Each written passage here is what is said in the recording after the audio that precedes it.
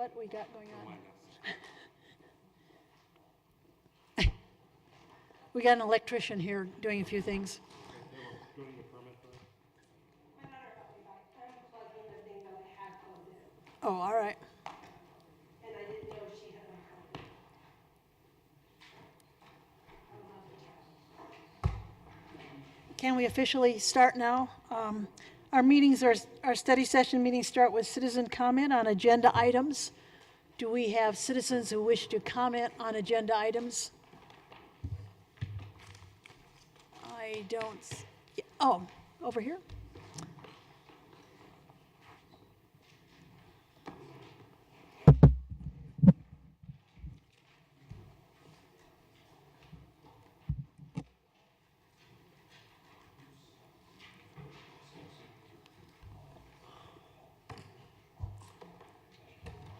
Good evening, Mayor, members of council.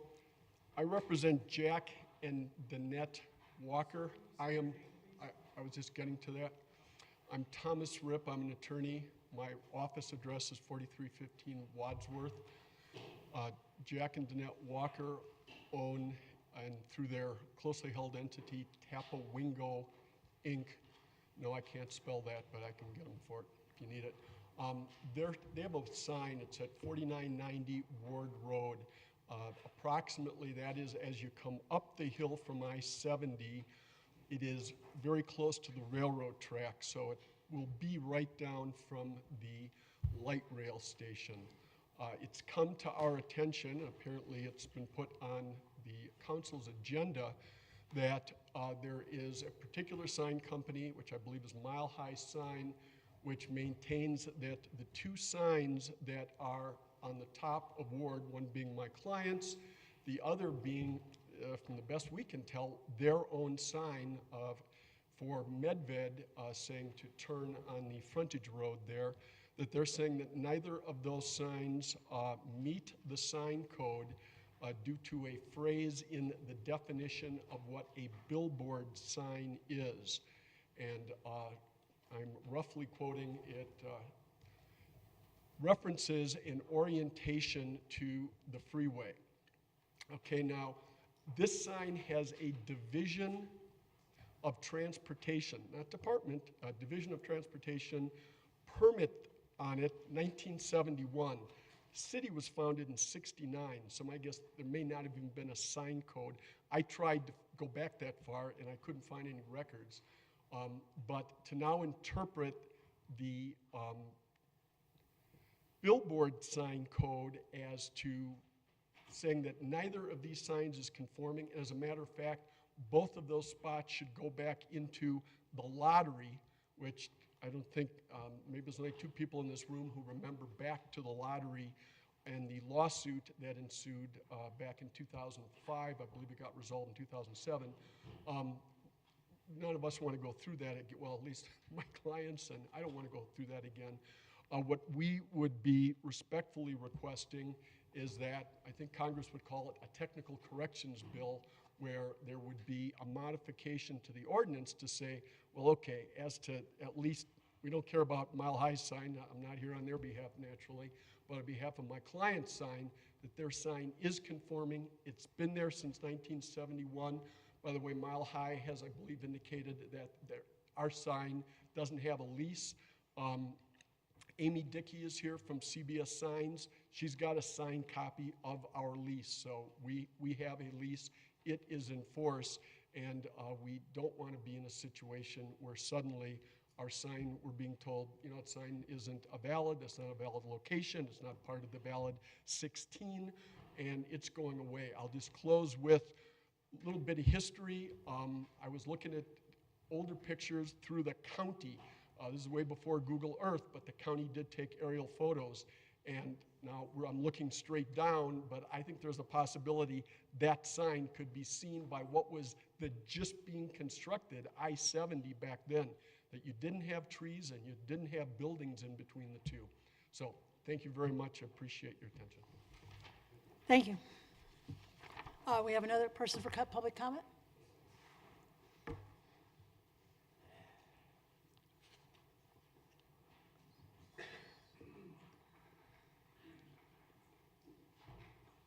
Good evening.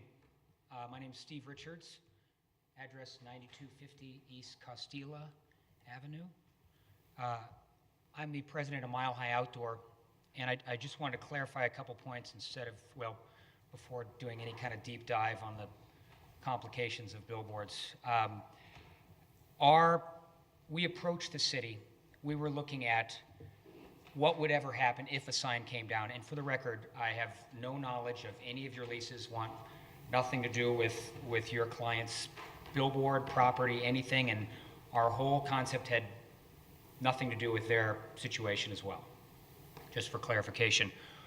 We were looking at what would happen if a sign came down in Wheat Ridge, what would be the process. And so we dug into the current sign code and started reading. And I had an old copy from 2001 and a newer copy that had been revised in 2010. And the language in the code had changed during that time.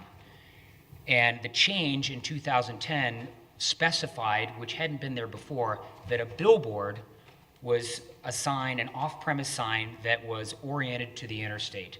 That was different than the prior descriptions. We went to the city and had a meeting and said, we believe that there are actually 14 billboards based on the definition in the city, and that there would be 2 vacancies, and so we applied for a new sign. Nothing would have to come down. We do own a sign on Ward Road. We have no intentions of taking it down. We were merely questioning and trying to understand what exactly does the regulation say and how should it be enforced. And I'm available for questions. I'll be here all night. Okay? Thank you. Thanks. Any other comments? Okay, let's move on. Are there any staff reports other than what we'll be seeing tonight? None this evening, Mayor. Okay, we can move on to the Comcast franchise renewal. And is someone speaking on that? Sorry. Yes, Mr. Dahl and Heather Geyer are here for that item. Thank you. With us this evening, I have Mike Steinke, our IT manager, as well as Scott Brink, Public Works Director, who have been a part of this franchise negotiation process. So I'm going to turn it over to Jerry Dahl to give you an overview of the process to date. And then what I'll do is walk you through different highlights or key elements of the proposed franchise agreement. Okay, thanks. I can be pretty short. We've had multiple meetings, both internally with Public Works and IT, and externally with Comcast to bring this franchise draft in front of you. Comcast, regularly needs to renew its franchises. There are a couple other my clients are looking at the same thing. These things come up in waves. This is a 10-year franchise. It benefits, and so we've spent quite a bit of time both internally in terms of what are our IT needs and how do those intersect with what Comcast provides, especially for broadcasting in this room, and also externally. And as you probably know, the city has for many years been a member of the Cable Television Consortium that just recently got itself renamed and is now CCUA, as opposed to the GMTC. Those of us that have been around long enough remember GMTC a whole lot better than CCUA, but in any event, that's a multi-jurisdictional group that formed to be able to negotiate sort of as a block with Comcast and others. And they did put together a model form of franchise agreement that this is based on, and is frankly, there aren't a lot of changes from it, but there's some that are important to us in terms of local service here and channels and whatnot within this building. But I guess I would say that membership in the CCUA or GMTC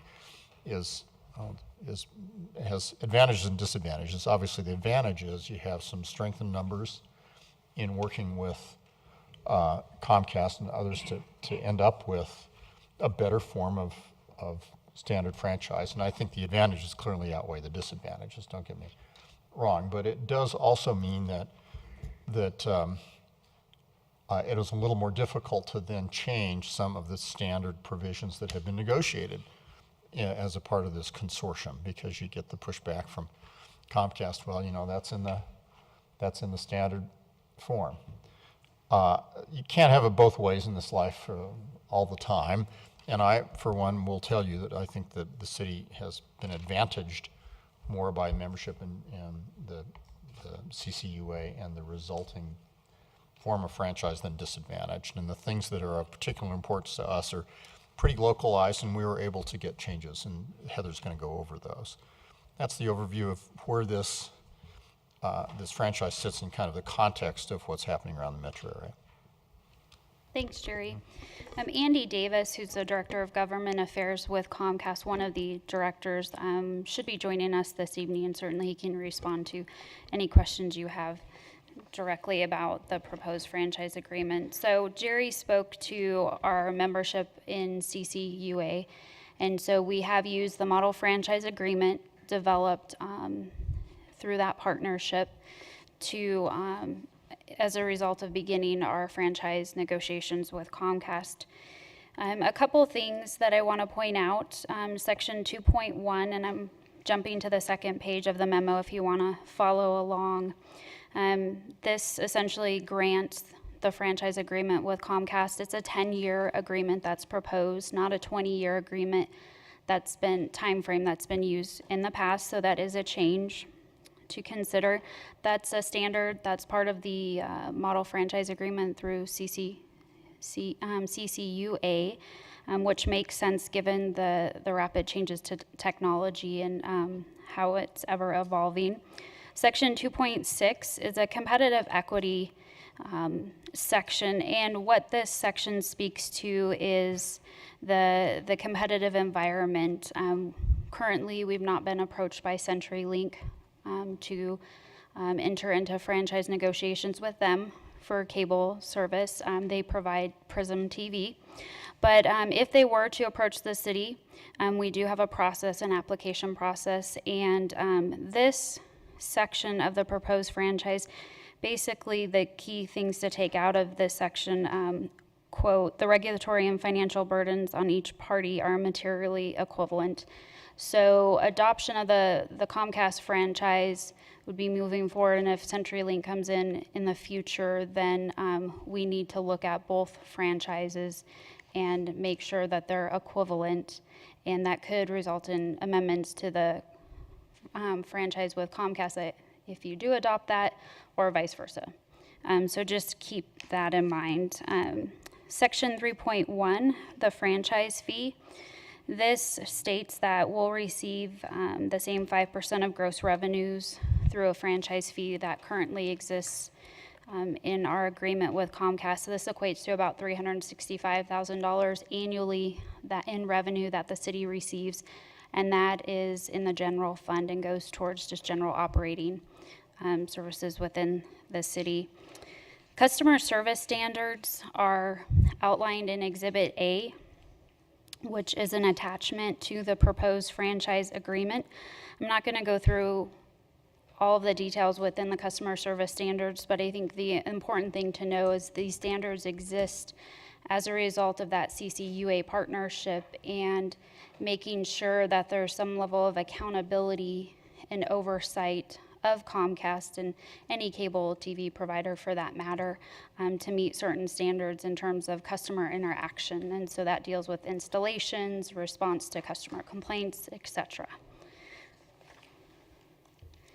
Section 7.3 outlines required records, and something new to the franchise agreement that's proposed is ensuring that we have as-built maps, which is something that the city requested, and what this aids us is when Comcast requests to enter the right-of-way, making sure that any type of construction is done in a manner that doesn't affect existing utilities within the right-of-way. And certainly if you have questions about that, I'll turn that over to Scott to speak to more specifically. Section 9.2 speaks to channel capacity and usage. The proposed franchise agreement includes 3 public access channels, better known as PEG. So that's public, educational, and governmental channels. So currently we use 1 channel that we broadcast our Channel 8 programming on. And so we'd have, we reserve the right to have 3 in the new franchise.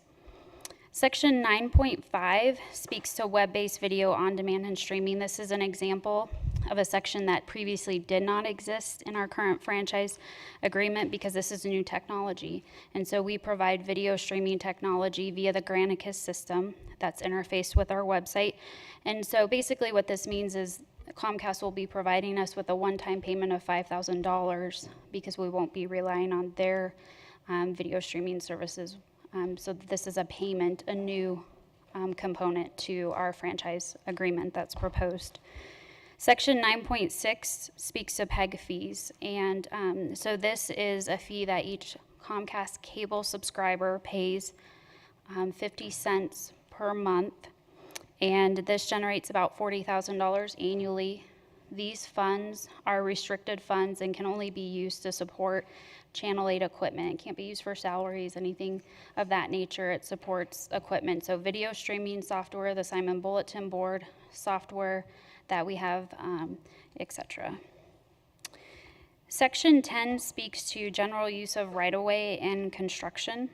And so Section 10.1 basically is the city granting Comcast the ability to work within our right-of-way under certain conditions, which largely require a permit according to city code. And that's true for locates as well. There's a 48-hour notice requirement that we request of Comcast for work within the right-of-way, and then certain standards in terms of burial standards, repair and restoration. And certainly we can respond to any specific questions you might have about those sections if you do.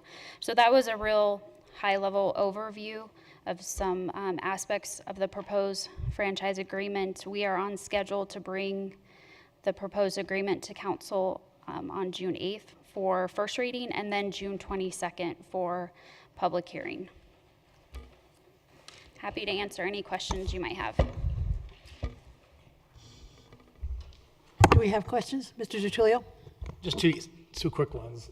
In the past, when we had the Excel franchise, we had to go to a vote of the people for that. Is there any difference why this one is not?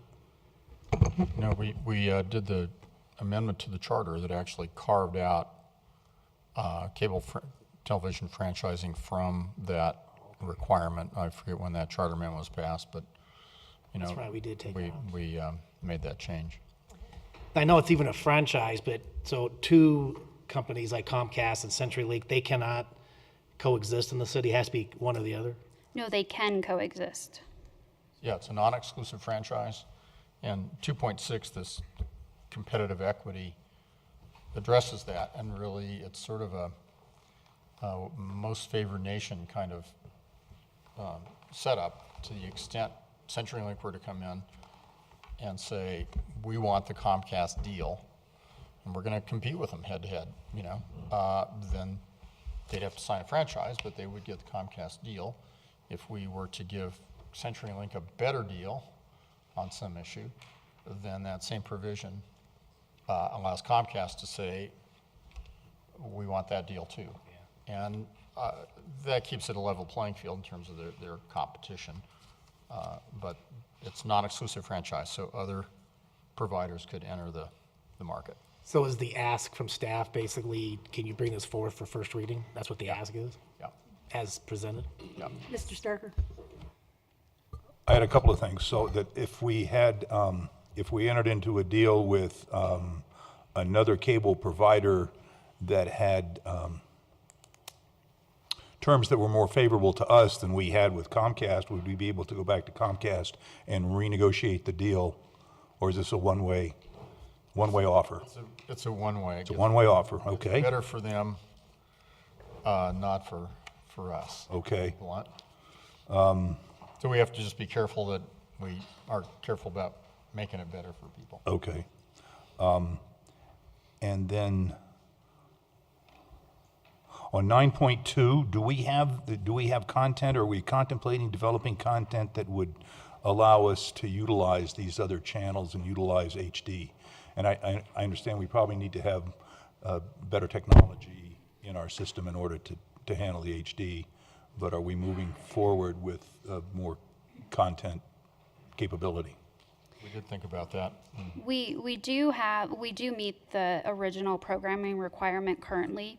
And so the plan would be, once we're able to upgrade the equipment in the council chambers, that we would request an HD channel. The question at that point in time would be, do we want 2 channels? An HD channel, which we would just air strictly original program, which top of the hour, off the page, Metro Voices, and then have a second channel which would stay SD, and we could run the bulletin board off of that channel. Thank you. And then one more item, if I may, on the paragraph 10.7, section 10.7, paragraph A. We're talking there about the city construction codes, and we're referencing the uniform building codes. And we've changed those to be the international building codes, the IBC. Good catch. We'll And- fix that. You can fix that? That's what we pay you for. Okay. Thank you. Happy to earn the money. Mr. Urban? Well, Pretty good day, no hard jokes yet. okay. Your presentation was pretty short. Okay. All right. Looking at section 4.9, it discusses performance evaluations and when and under what condition the city might be able to hold those performance evaluation sessions. And I'm curious, have we participated or conducted any performance evaluations of Comcast in the past? Or We never have, Zach. Anytime we've had any sort of customer service complaints with the resident, we've been able to resolve those issues through the Comcast local escalations team. And internally, whenever we've had any issues with dealing with work within the right-of-way, we've been able to address those issues between at the staff level with Public Works Director's involvement. okay. And is there has any other city conducted these types of evaluations, or it seems like it's in there, but no one really uses it, so it's kind of curious as to why they would continue to put that out there if they're.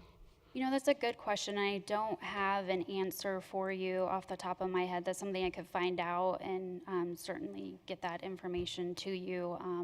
I know it's a process that the communities that are part of CCUA agreed to, and it provides that mechanism if we need to. But I couldn't tell you if Denver or Aurora or Lakewood has had to use the I'm process. just curious as to what would come about from that if there was a performance evaluation that was determined to be subpar. What's the outcome from there? It's just sort of I think the potential is that they could lose the franchise. And I think that's when things would be very bad. That would be when Comcast is not being responsive to the city and that we have considerable disruption to their customer base. And so we've got citizens coming to the city complaining and they're not willing to work with us. That's the type of event that would get us to that point. And do we have any sort of metrics as to what type of complaint volume the city receives at present regarding Comcast type issues, or? We get monthly reports that are referenced in the proposed franchise agreement. They're sent to me from Glenn Walker every month. So if you saw the chart in the back, and certainly I can pass this around, but basically they document any calls that they receive related to accessibility, billing, credit and refunds, courtesy, Dropberry installation. Now, ironically, this report shows 0 calls, and I didn't pick it for that reason. It just so happens on this particular month for April 2015, there were no calls. And then they document service call requests, and they break it down by things such as head-in issues, bad or cut house drops, digital addressable converters. You know, some of those things get a little bit more technical.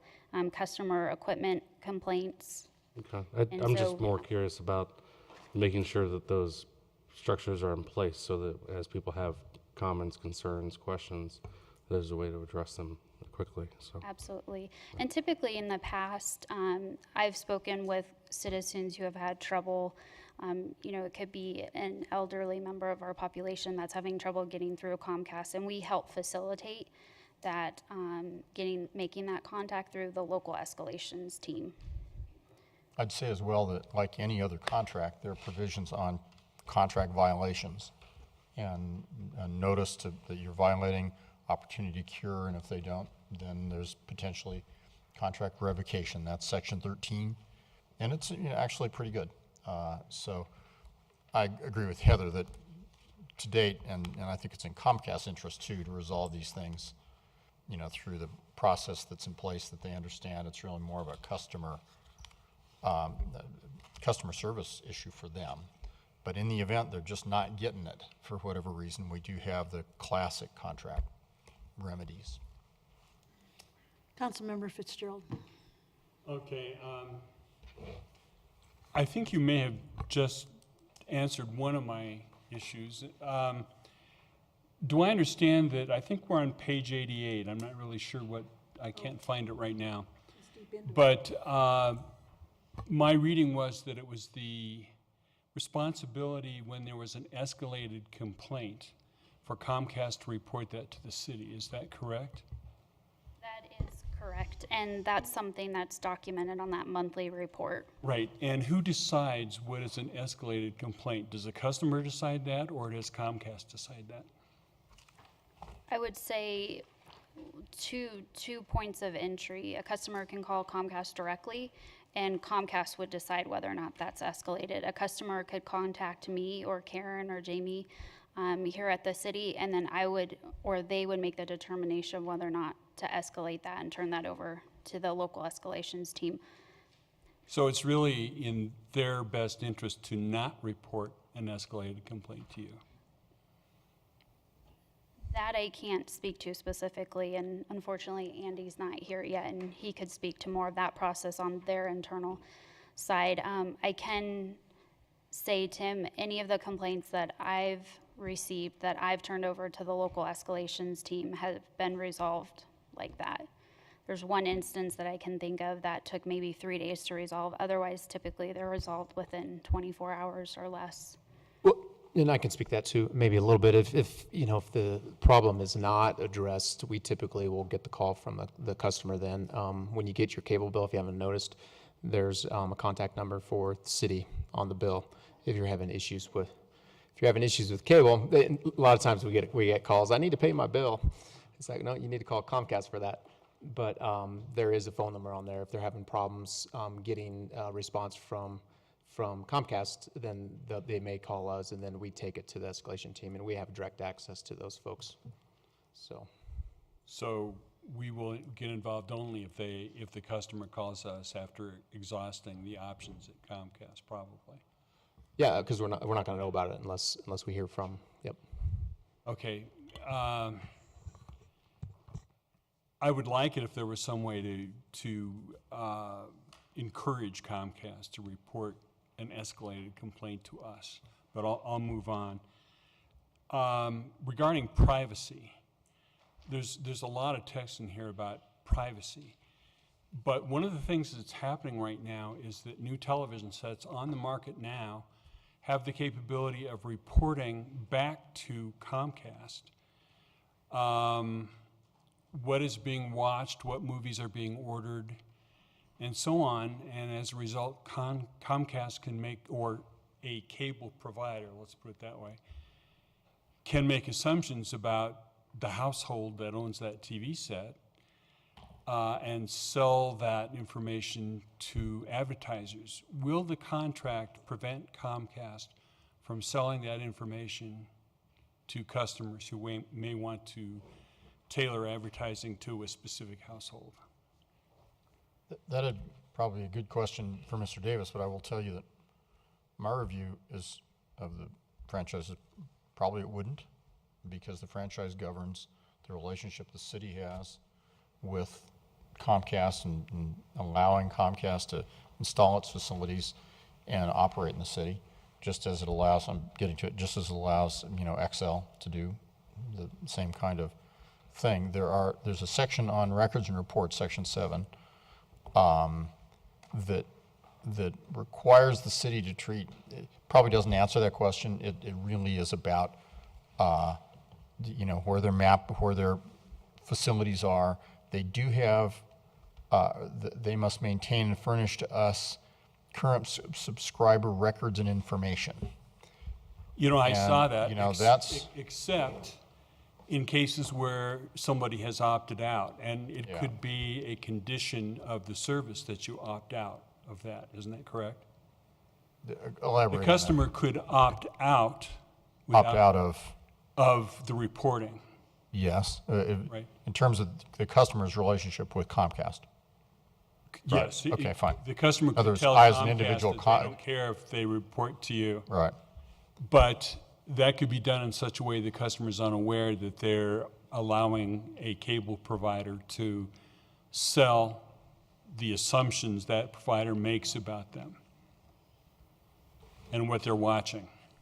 I think probably so. In other words, I don't think that what the franchise agreement does not do is address the Comcast subscriber contractual relationship per se, because it addresses the Comcast city contractual relationship. There's no question that Comcast has individual contractual relationships with each and every one of its customers. We've got a role, clearly, but the franchise doesn't extend to, I suppose it could, but it does not extend to the city saying what Comcast can or cannot do on sort of a third-party basis with customer information. So, yeah, so just to. I think you're right. I don't think it extends to that. And if Comcast wanted to turn around and sell that information, that'd be a matter between Comcast and me, the customer, I think. I think by Well, our actually, contract. can I, Tim, just real Yeah. quick, if you jump to page A-1, there's a 80-1? A as in Apple -1, there's a section under customer privacy, which I think probably speaks to the information that you're after. It's an exhibit, it's the customer service. The last paragraph, standards. the personally identifiable. Yeah, so it states the cable operator shall not use the cable system to collect, monitor, or observe personally identifiable information without prior affirmative written or electronic consent of the customer unless and only to the extent that such information is used to detect unauthorized reception of cable communications, two, necessary to render a cable service or other service provided by the cable operator and to the customer and as otherwise unauthorized by applicable law. But doesn't that become countermanded by the other section of the contract, which says that if you have not opted out, or if you have opted out, they can do that without reporting to you or to anyone else. Isn't that true? Is it true, or is it?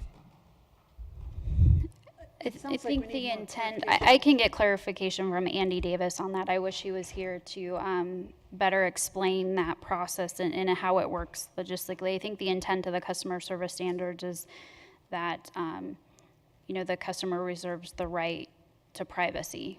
And Jerry, I don't know if you have anything more that you would add to that. The customer service standards are designed to take a step further to protect the customer.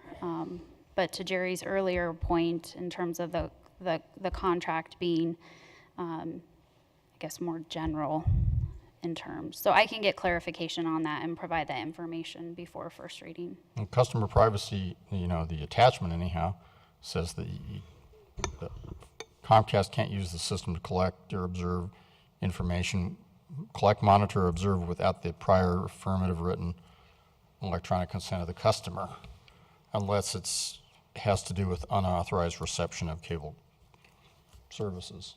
So, that to me is not an opt-out. That's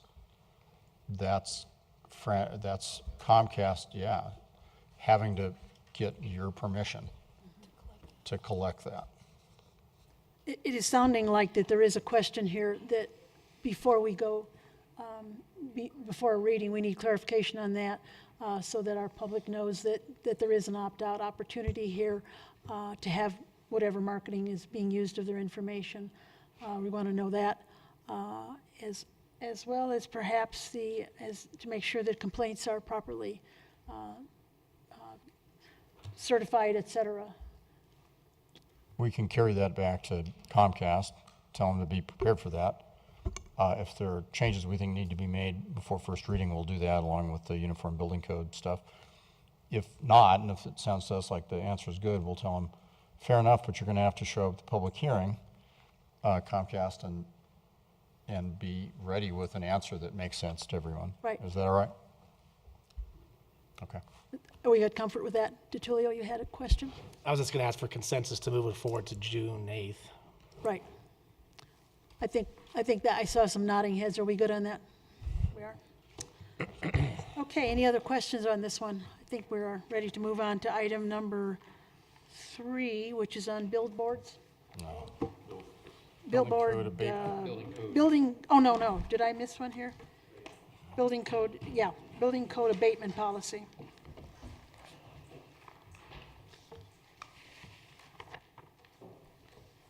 Mr. Johnson, are you going to be our victim for the night?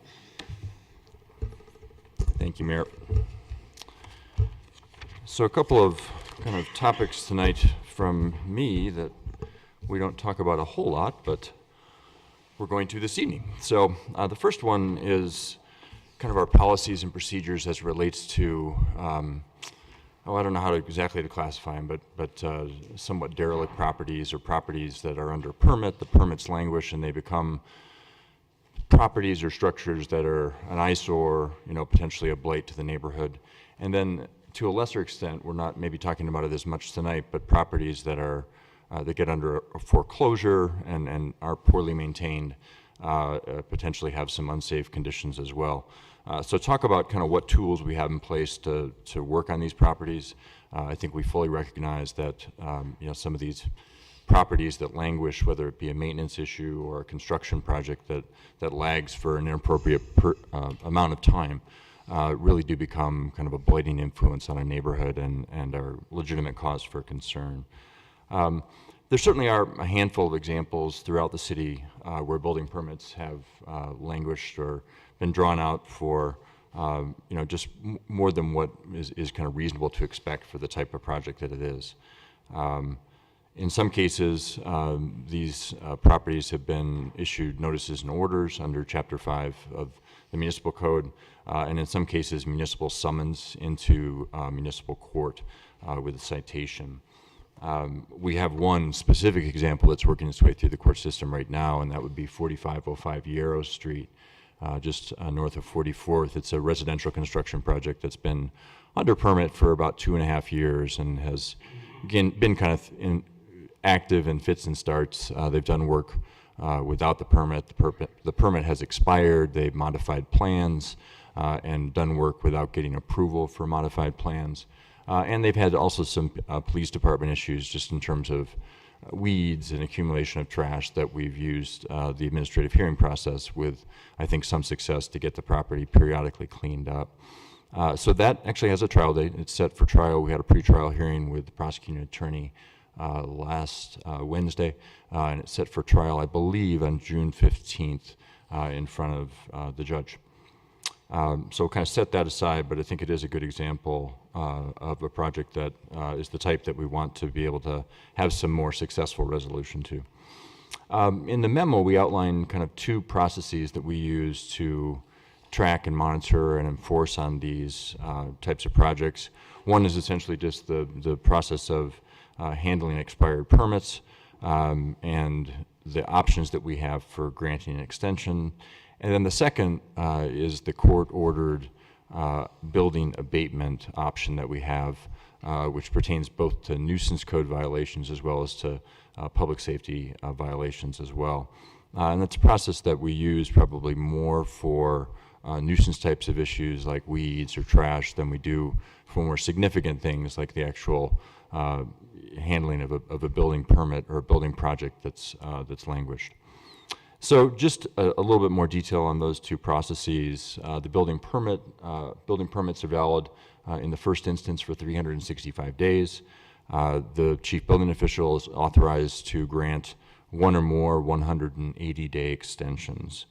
Often the projects that lag are homeowner projects where they may not have time or resources to get the project finished as quickly as a more traditional developer contractor model. So generally, we've been fairly flexible and lenient in granting those 180-day extensions. Again, thinking that the code does give the building officials some latitude to be able to do that with some flexibility certainly implied.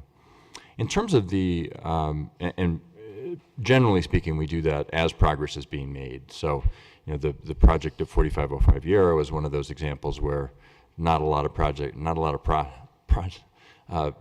progress, thank you, from periodically is being made, right? It just kind of has sat idle for periods of time. So that's the building permit process in a nutshell. The abatement process, again, is something we've typically used in terms of getting court-ordered abatements from the municipal court for nuisance violations. So weeds, accumulation of trash, that sort of thing. It's a very, I think, helpful tool, and one that Dan's department can speak to, but I think we use as necessary and we use successfully. It can also be used to address building code issues such as building code public safety matters, but typically matters that are really pertaining to the public health and safety. So by way of example, we'll keep using 4505 Yarrow as an example. To the extent that property was accessible to the public, granted you'd have to trespass, but people do that and it becomes an attractive nuisance. And the site in its current condition, we didn't know if there were structural safety issues or exposure to materials or electrical hookups that would be dangerous. So if we can identify to the court that there are dangerous conditions like that, we could typically receive a court-ordered abatement. What that abatement would typically look like would be securing the property, right? So it would be boarding up windows, it'd be installing perimeter fencing so that it doesn't become an attractive nuisance that could become a public safety hazard. It doesn't typically, with some exceptions, involve actually demolishing a structure, or raising a structure, or conversely, I think, completing a project, right? At some point just saying, well, we're going to come in and get a court order to finish this project because it's languished for so long. So that's not a typical order that we'd get from the court. As I noted, and then I did give one example. We had a very dangerous building on West 44th after the storm several years ago, and we did get a court order to abate that. The property owner actually came in at the last minute and did the demolition themselves and presumably saved themselves a little bit of money. But we did have the court order and actually had a contractor scheduled to do an abatement there. As noted in the memo, and as I'm sure some of you have experienced, these processes don't necessarily lead to quick resolution of some of these matters. The court process is a process of due process, right? I mean, there's certain things that defendants are given certain rights and privileges in front of the judge and working with the prosecuting attorney, and those things just take time and frankly are largely out of our hands as a city staff. We certainly work with the prosecuting attorney who then works with the judge, but that is a separate process. But as I said earlier, we certainly acknowledge the frustration that can be created when these projects sit idle and don't get completed. So, we are eager to, talk with you about options that might help facilitate timely completion of these projects. And without getting, I guess, too complicated, we've made two suggestions in the recommendation section of the code. One of those being an amendment to the code to allow more building code types of issues to be processed through the administrative hearing process. That's a process that's been in the place for, probably 7-8 years now. And the police department uses it quite effectively to bring quick and timely resolution. I don't know if Dan has the stats, but I've heard compliance rates in the upper 90s, I think, in terms of how quickly they get compliance based on the fine structure and the lower burden of proof that exists in front of that administrative hearing officer. So it's not like going to the municipal court and to the judge. Unfortunately, or for better or worse, the code doesn't currently allow building code matters to really be enforced through that process. So it's things like expiration of the building permit. So we think that's one tool that we could take a look at that would give us a little more timely resolution when these projects reach a certain point. So that would be a code amendment. And then the second approach that we have talked about internally is, as I mentioned, we have the ability to grant extensions to permits, right? And we also have the ability to impose fees at the time we grant those extensions to permits, typically equal to 1/2 of the initial permit fee. So it can be, fairly significant. There's no additional use tax, there's no additional plan review fee, but 1/2 of the building permit fee can be charged again. So we think that if we, and we're currently fairly loose, for projects that aren't making great progress, we will charge that fee. But we, again, working with homeowners, we might waive that fee, at least on the initial extension of the permit. We think we could probably tighten up a policy around those fees that may motivate people to understand that it's actually going to cost me some hard money if I keep extending this permit. If we could communicate those really clearly to the permit holders at the outset so that they're not getting surprised by those fees, and understand that it's the city's goal to have projects completed in a timely manner and that there's a cost associated with extensions. So if we could, kind of set a level playing field there of saying, well, the first 180-day extension is granted without fee, but the second one has a fee of 1/2 the original permit fee, and maybe the next one, maybe you double that, or something that motivates people to understand, if I don't get this done, I'm going to have a price to pay. So those are, and we'd need to flesh that out a little more if that's something council supports. Consider whether we need to do a code amendment regarding a more aggressive approach, but at a minimum roll out a policy that then we could implement and establish as a protocol as part of our issuance of building permits. So we look forward to any direction you have for us this evening. So I have just a quick question, well, two questions. How often are these, what's the number we're talking about? Is it, that go over the 365 days? I think I'd kill somebody if my house was under. But, how often does this happen? Is it, maybe 5 a year? Is it less than 5? What numbers are we talking? I think the 5 is probably not a bad number. I don't have a good quote. It tends to be when they're bad, they're really bad, right? So I think there's quite a few probably that go over that 365 days. It's not uncommon to issue that first 180-day extension. If nothing but, they have to have everything done, right? So it might be largely livable, and maybe you as a neighbor wouldn't even know that they hadn't finalized out that permit, but they're still working on a punch list of things. So the 180-day extension is pretty common.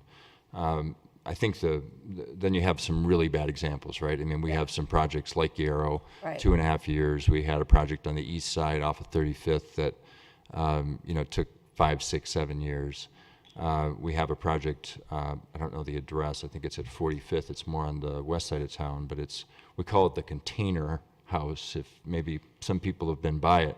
That's been under construction for probably 8 years. Interesting. Where is that again?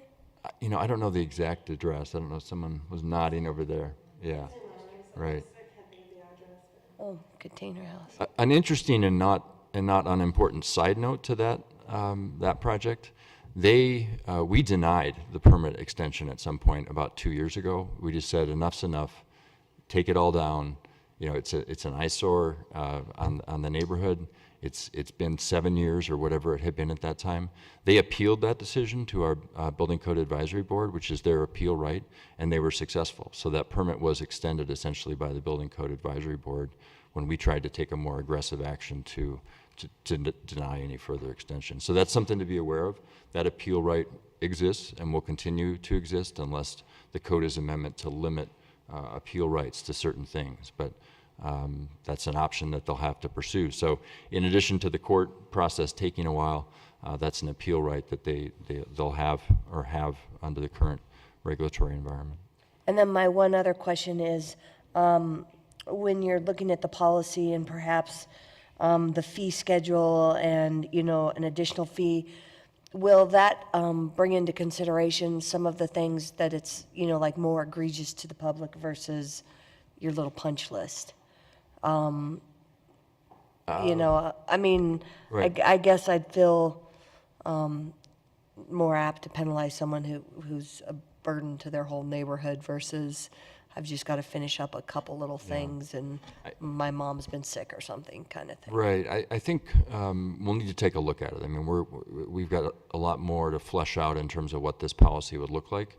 As you may or may not be able to imagine, I mean, we probably have at least hundreds, if not thousands, of permits that are expired, right, and have never been finalized out. I mean, I think that's true in most jurisdictions where people just went kind of silent on inspections, maybe completed the project, likely completed the project, but never actually requested their final.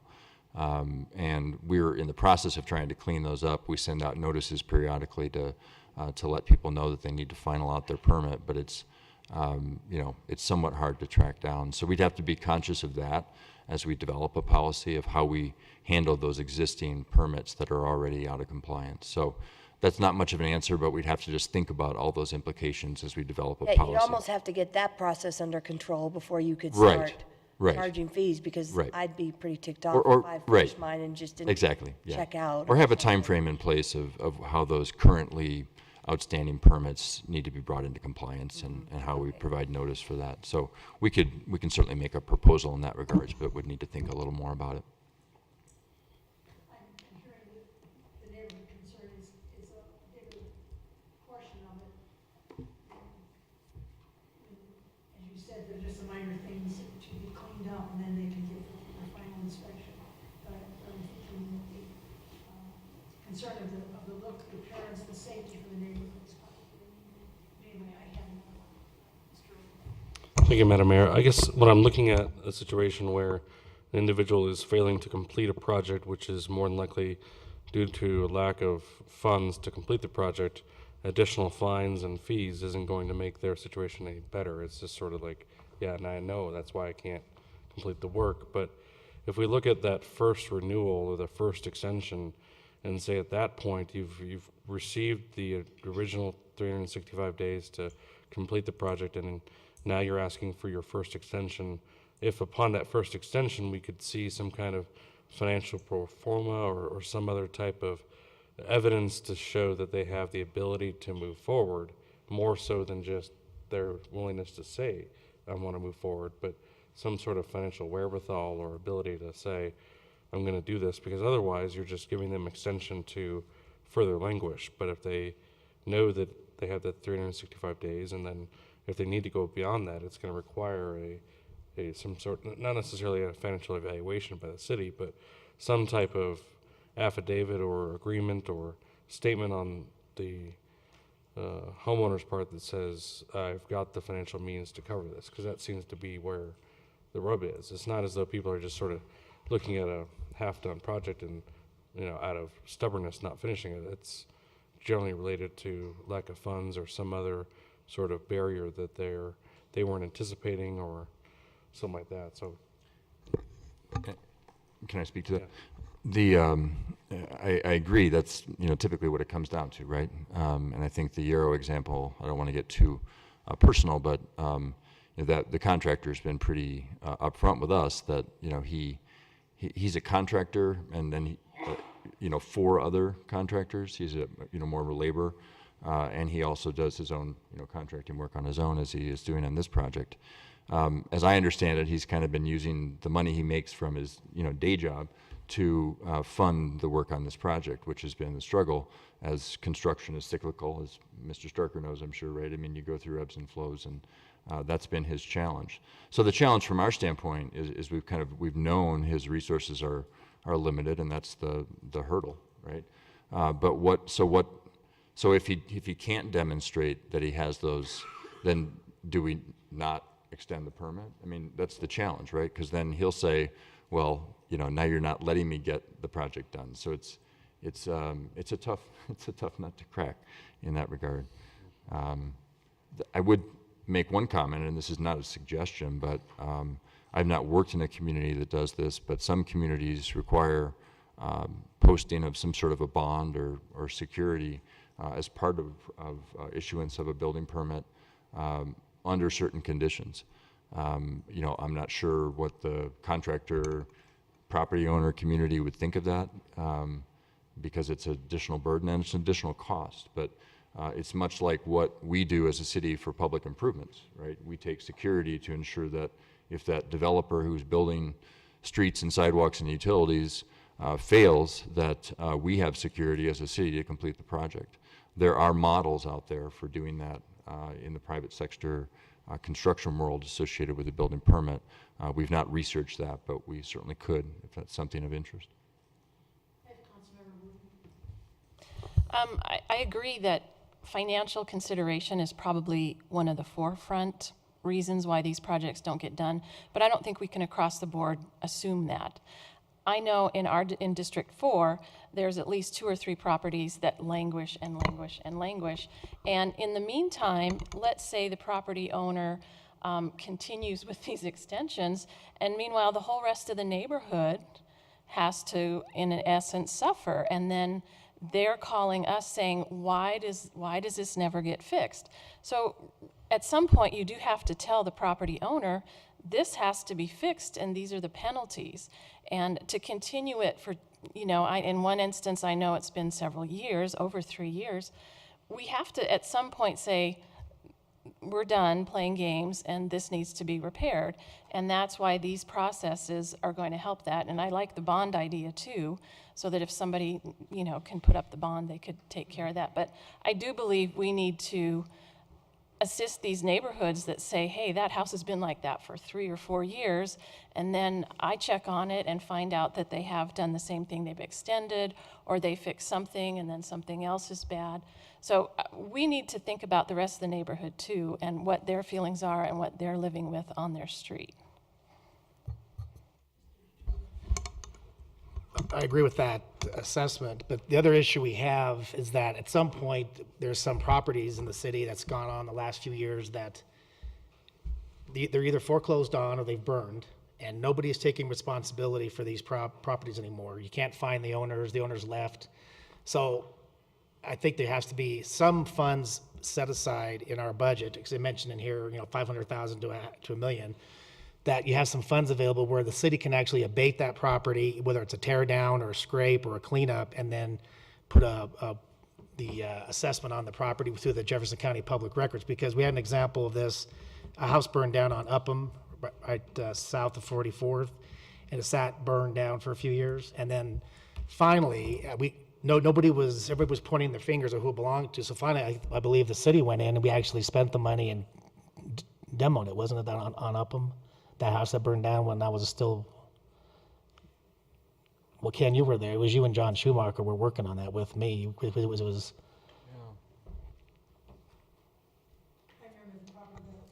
I don't remember an abatement, but. So yeah, the point is, and then back a few years ago, council actually allocated funds and we scraped a building right at 38th and Miller. It was an old house or a farmhouse or something, and they couldn't find the property owners. It had been abandoned. So I think that you have to have some money available, whether it's $100,000 in the budget or somewhere, so that once all of this has been exhausted and you can't find the property owner and you can't find who owns it, or there's no contractor, that you can be able to, the city can go in there, either clean it or scrape it, and then put that cost onto the property as a property assessment, so that whoever buys it eventually, we end up getting repaid back eventually, but it takes some time. Chief, isn't that a 1 year? There's a 1 year assessment versus a. Yeah, that the money is recouped Yeah, you after certify 1 it to year. the county treasurer for collection the same manner as taxes, so it gets put on, it's on their tax bill. If they fail to pay it, then, they go through the public sale, public trustee sale and redemption process, but we get paid right away because along with all the other taxing jurisdictions. So do we have any properties currently that need to be abated, and do we need funds allocated for that so that we could shows that we mean business by cleaning them up or scraping them, besides these changes that have been recommended as we're working with property owners or homeowners, that they can potentially get their work done? But I think there's a handful of properties in the city that probably should be just abated. Am I incorrect on that, Chief or Ken or somebody? I can't say for certain. We could, if there are examples to look at. I mean, I think the Yarrow example is one that we're of the opinion that we wouldn't be successful getting a court order to demolish significant portions of that structure, that we couldn't demonstrate to the court that there's a sufficient public safety risk to the work that's been done without permit that would cause an imminent life safety hazard, that they'd allow us to tear something down. We haven't been in front of the judge to ask that question, so we don't, absolutely know the answer. But again, that's kind of the threshold. It's not just that it's an eyesore and it's been, sitting like an eyesore for a certain amount of time. It's that eyesore has transformed itself into a public safety hazard. Right. So a burned out structure, which was your example, could certainly meet that that threshold. And I just don't recall whether we got an abatement order on that or not. I think what happened on that property is we did get it abated, and it was boarded up and then was purchased and has been remodeled or scraped. I'm not sure what happened, but it was resolved. And then we have the house that was damaged on 44th Avenue during the storm in 2009, which is a really good example of a significant life, health, safety kind of issue where we were able to get it demolished. But we have to prove our case in court. You have to go through that due process, and really, in effect, it's sort of like a seizure, and so you have to prove a case to a judge if you're going to go in there and do that. So, and I'm sure there's going to be a learning process, as it pertains to that, as staff goes through that, if that's council's direction.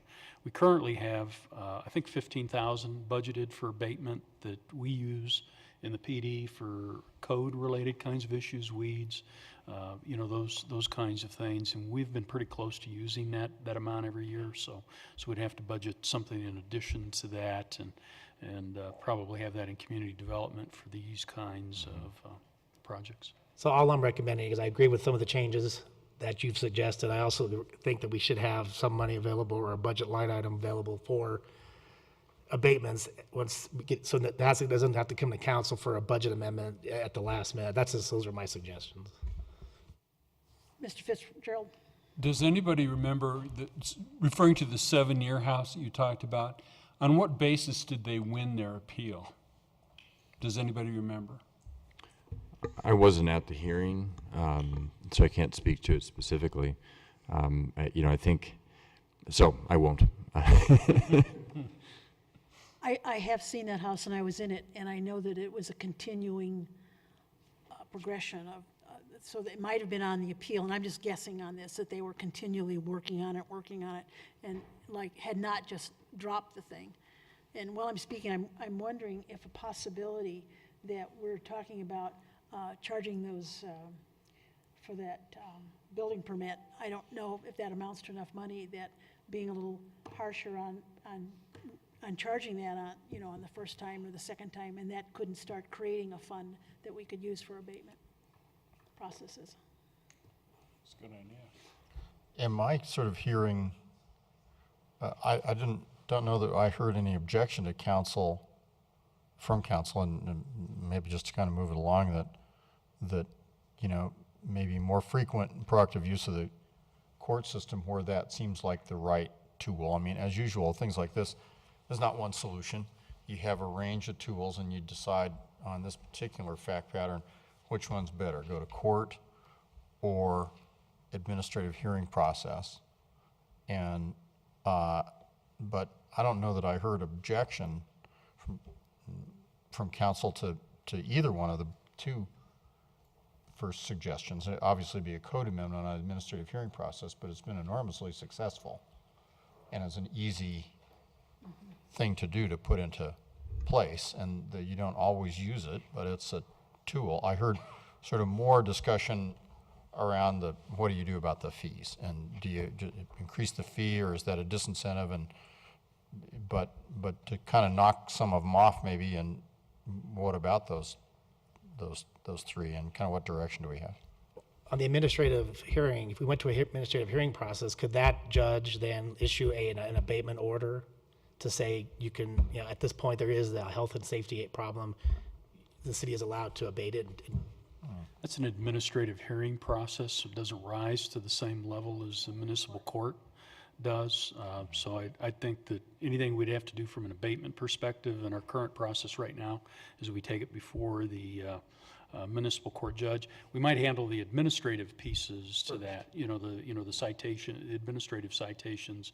But if it's not if the issues aren't addressed, then we'll take it to the municipal court judge because it is a Fourth Amendment issue. So does council have an issue with that it goes through the administrative hearing process, and then if the last resort is, it goes to the courts?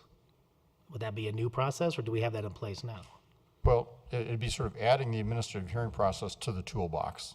Short amendment right now, as you might recall, the administrative hearing process, there's sort of a scope note at the beginning that says, this process applies to the following code sections or chapters, and then it lists them, and it just doesn't list this.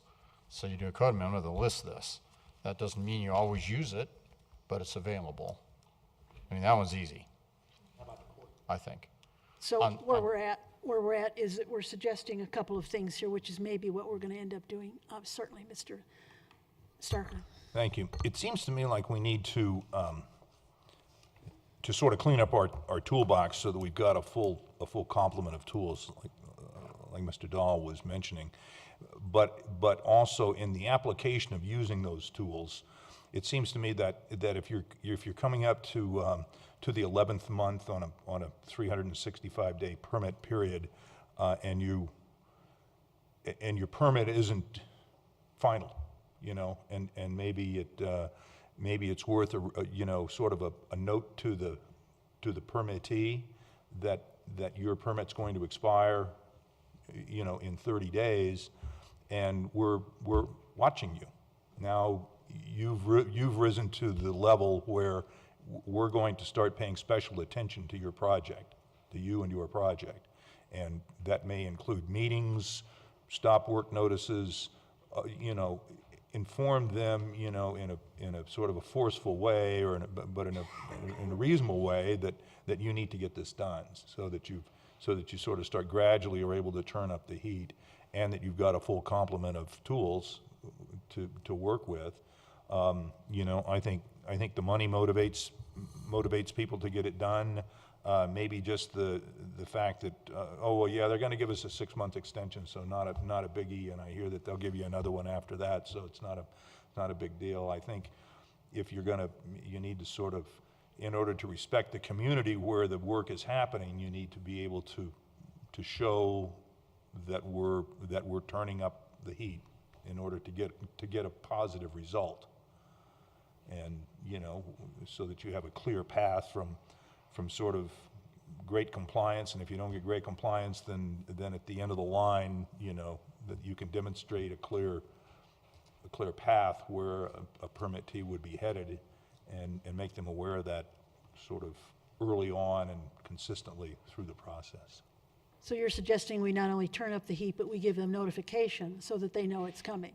Yeah, and from a staff perspective, or a policy procedure, that when we start to get into problems with a project that isn't being completed in the normal time frame, that we highlight it. We have special attention that we're able to pay to it. Mr. Urban. Thank you.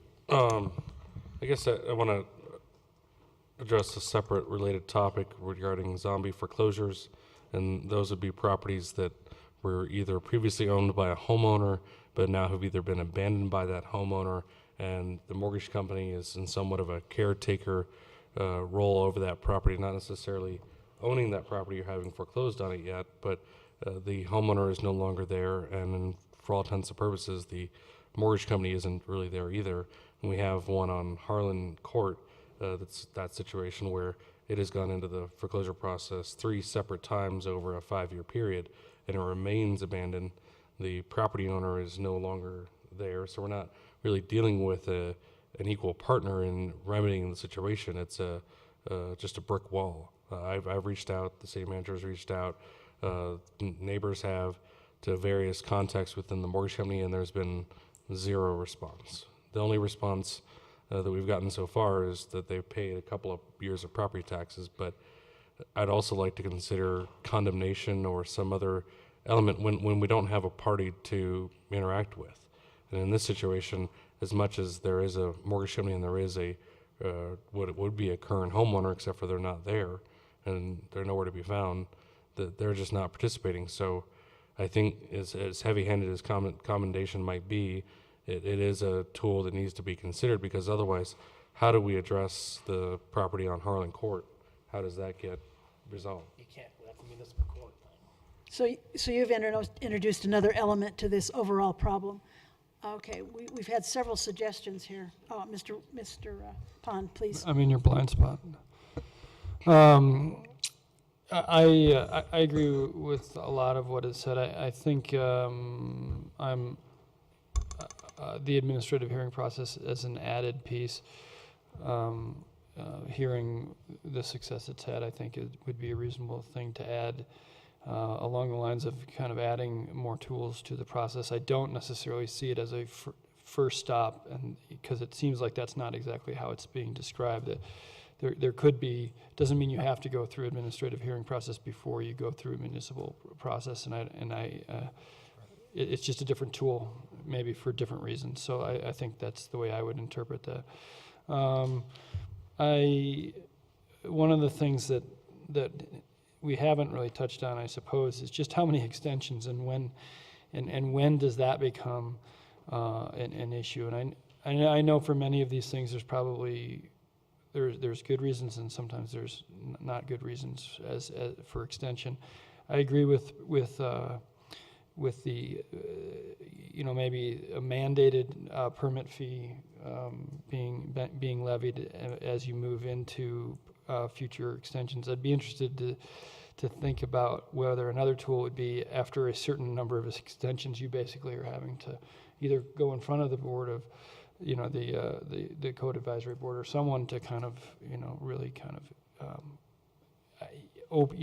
open up what's going on and have a conversation about it, and be able to, because my math, I'm sure, is not perfect, but 7 years is more than a couple 180-day extensions. So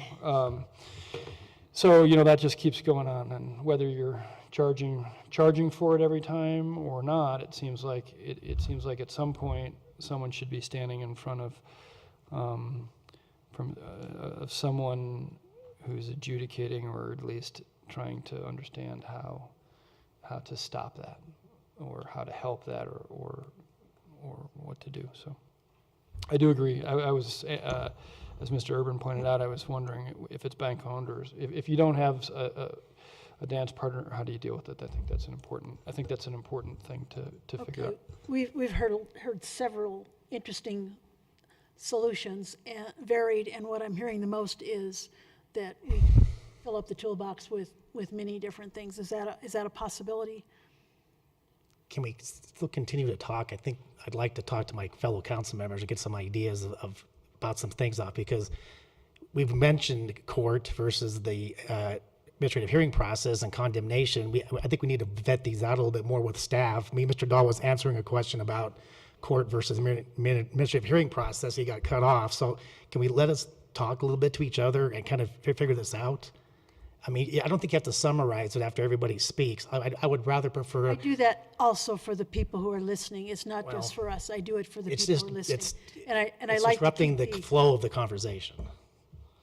I like to keep the meeting rolling along, and when it starts feeling like we're just struggling a little bit, then I like to summarize so we can get going again. I like to ask some questions of staff. Do you have any problem? That's fine. Okay, Mr. Dahl and Mr. Chief Brennan, and also Ken. Is there a difference between condemnation versus going to court, municipal court, versus the administrative hearing process? And can all three of those be something that's in the toolbox for the city to take advantage of, whether it's condemnation or which one? Do you have to specify all three, or can they just be part of the toolbox? How do you specify them in the code? I think they can all be there.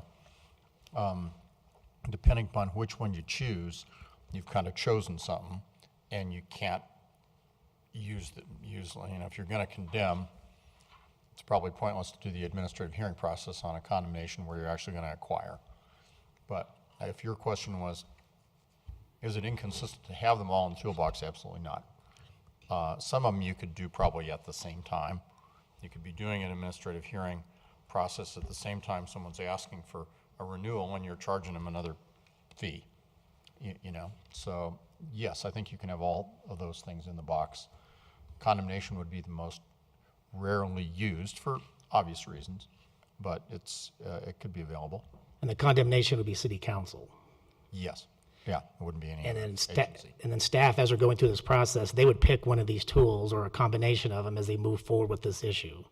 Yes, and probably if it were if condemnation were one of them, that's something you have to recommend to council and get Right. approval for. But the others, if they're in the toolbox, then anything in the administrative level toolbox, staff just uses, obviously they keep council informed, but they just make the decisions now about using them and would, if you give them more tools that don't require a vote, which is condemnation, they'll use them and should. So that's where I think I'm coming from, is the more tools, the better. Condemnation, court, administrative hearing process, and the fee structure, that's where I would fall into that. That would be my support. Ms. Wooden? I have a quick question. Is there any point in, I would guess it'd be the administrative hearing process, I'm not sure, that the public or the neighbors of this property would have a chance to weigh in on how they feel that this is impacting their neighborhood? I don't think it's written that way. What have you seen? I'm sorry. So the administrative hearing process is a preponderance of the evidence. It's simply a presentation.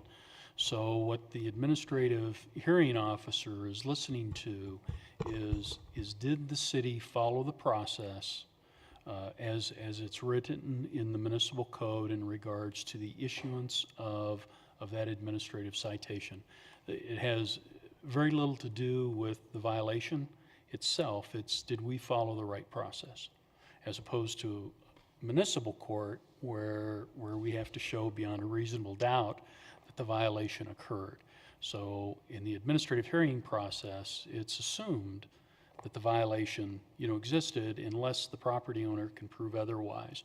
But it's not set up for testimony. It's simply staff doing a presentation, and it's the property owner doing a presentation if they wish to appeal. It's very simple, short.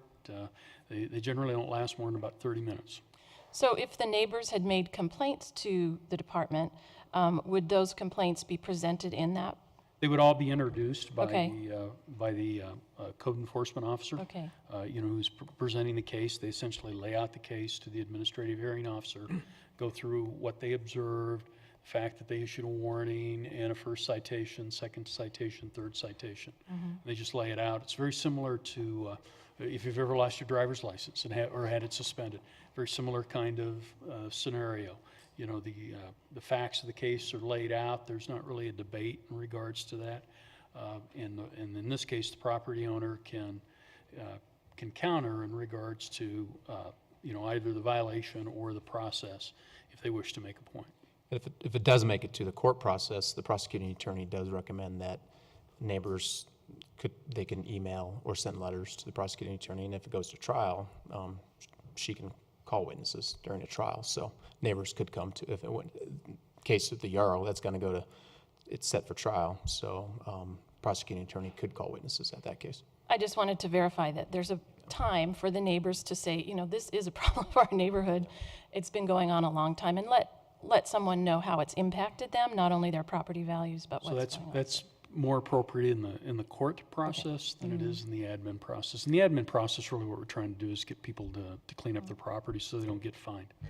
And we've had a lot of success since we've implemented that program. So the really problem properties rarely go to municipal court anymore. The residents on Yarrow Street is an exception. Okay. I'd also like to ask that all council members respect the office of the mayor, and if the office of the mayor does not proceed exactly as we each individually feel, that we should still be respectful to how the office of the mayor is conducting this meeting. Thank you. Mr. Starker? Let me see if I could get a consensus here, because if we seem to have had enough debate on the issue or enough discussion on it.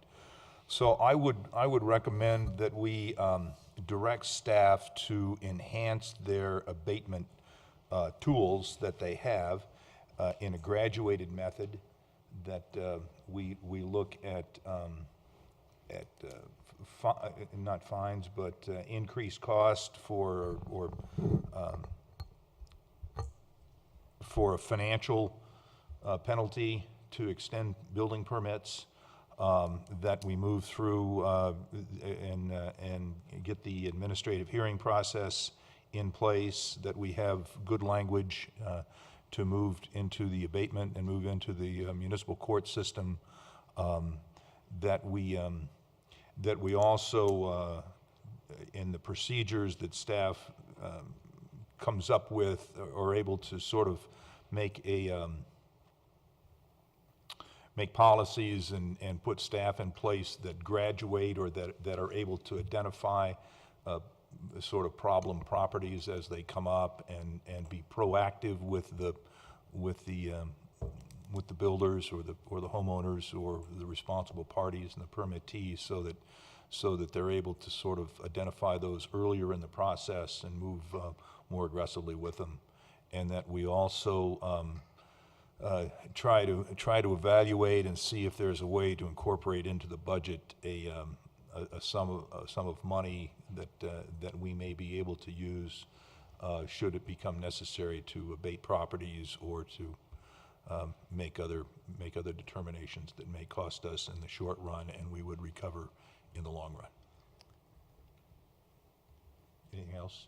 Well, I think Mr. Dawes mentioned that we probably have to add the municipal court option and then also the condemnation option that would go to council as last resort. Yeah, that was implicit in I mine. believe that was in there. Yep, got that.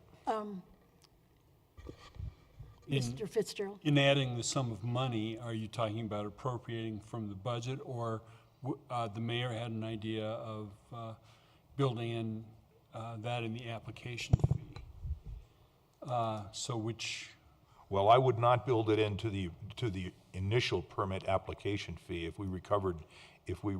because that would only serve to penalize people that are taking a permit out for their initial building permit, and we should assume that those fees are as low as we need. We can make them, but if you have to come back and pay another pay a penalty because you need to extend your building permit, and we were able to recover revenue on that and dedicate that into a fund that we build up.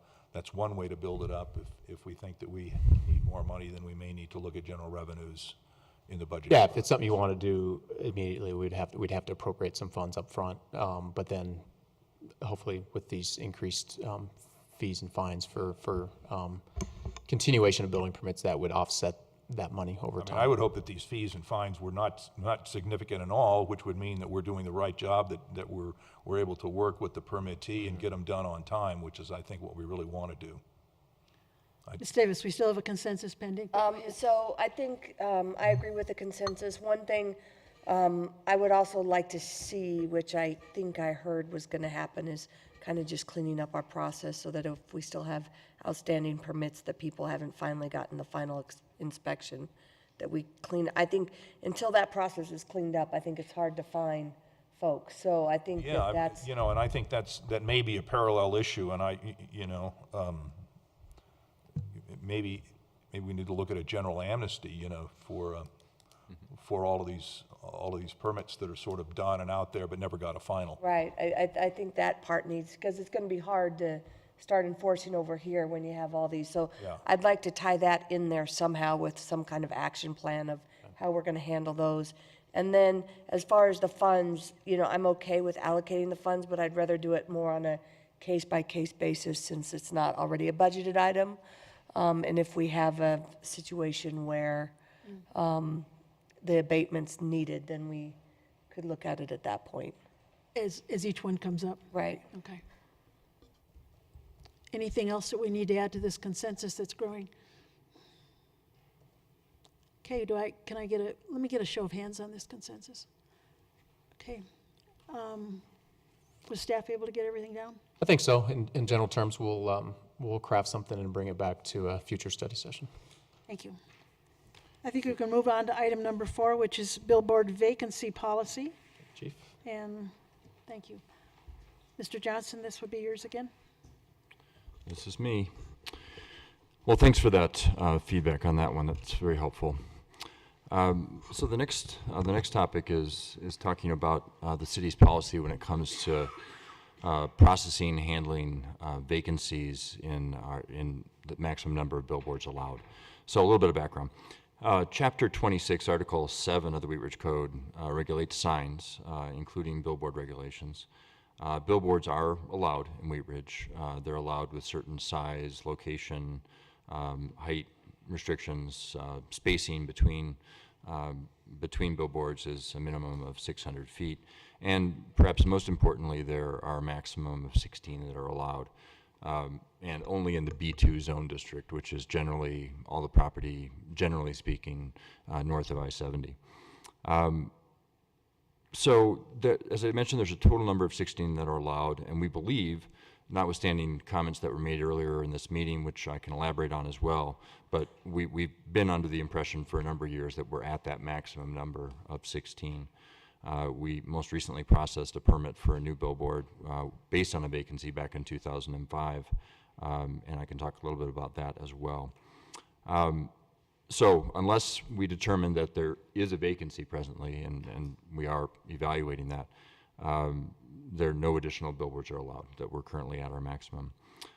Going back to that 2005 process, in 2005, in October of 2005, in anticipation of a potential billboard vacancy being created that we were aware of, we did, working with the city attorney, adopt a policy for how we were going to process, number one, determine that a vacancy existed, and number two, what we would do in terms of a process for accepting applications when and if that event occurred.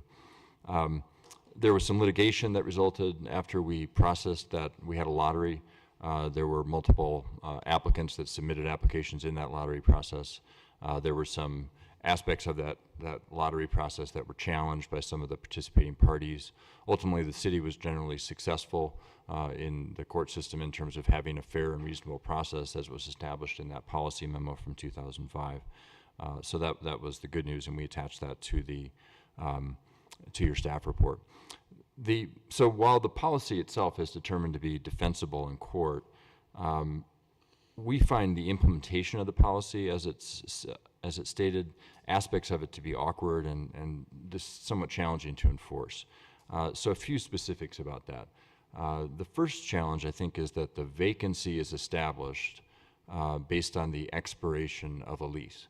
And a lease is an agreement between two private parties, between a property owner, one of which was here this evening, and a tenant, a billboard company, which may be a local company, it might be a national company, but it's a tenant lease relationship.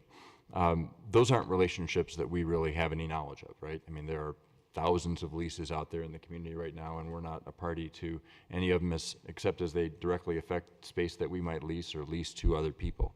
So that's issue number one, is that we're not a party to that agreement, which creates the vacancy that we then have to deal with, right? So we're putting kind of a reactive mode that's very challenging. The policy itself was crafted in regards to some specific situations that were anticipated, which is, I think, why it made sense at the time in 2005 in anticipation of the specific lease expiring, which we became aware of prior to it expiring. But moving forward, not knowing the status of the 16 leases out there, we think it's challenging. The way the policy reads, if you read it, is the lease, the vacancy occurs at midnight of the day the lease expires, and on the next day, we get to be open for business to receive applications. Right, at 8 a.m. the next business day, we get to see who comes in. And if there's more than one application, then we hold a lottery and go from there. And that process can work, but it puts us in a very reactionary mode. So that's issue number one, is just the structure of the leases is not something we're really party to. Secondly, and more from a policy perspective, but just from a general land use regulatory perspective, we typically regulate land use rights associated with properties, not with leasehold interests, right? So if you have a land use right, whether it be the right to have a restaurant, or it typically runs with the property, not with Chili's, right? Chili can't, if we had a limited number of fast casual restaurants in the city, we wouldn't necessarily want Chili's to be coming in and telling that they're vacating their premises on Youngfield, and they want to take that property right away from that property owner and transfer it to some other location in the city. So that's just a little atypical to have land use rights associated with a tenancy interest as opposed to a property owner interest. And then the third kind of good news is that we've actually had occasion to to look at how to deal with vacancies as it pertains to marijuana establishments. So when City Council recently, just in the past several months, imposed a limit on the maximum number of marijuana retail stores and the maximum number of manufacturing facilities of, I think, 4 and 7 respectively, you codified in that ordinance a process whereby the city would determine that a vacancy exists, and then a process whereby notice would be provided to the community, an application deadline would be made, applications would be selected under certain terms. So it's just I think a very expedient and a fair process, but one that's codified and one that we can point to by way of example as something that we could potentially look at to implement as it pertains to billboards. Coincidentally, we had about a month ago a vacancy related to a MIP. And I checked in with Kathy Franklin, our sales tax supervisor, who administered that lottery, and she thought that the process worked fairly well. I mean, I think we had 2 or 3 applications. One was selected. They're working their way through the process right now of establishing a new manufacturing facility at a certain location. So why are we talking to you about this now, right? It's been 10 years since this last came up in terms of the 2005 vacancy. Well, as has been communicated, we do believe for a couple of reasons that we could be dealing with some vacancies. One, we're reviewing the information communicated to us from Mile High Outdoor about their interpretation of the code and believing that we may have vacancies currently.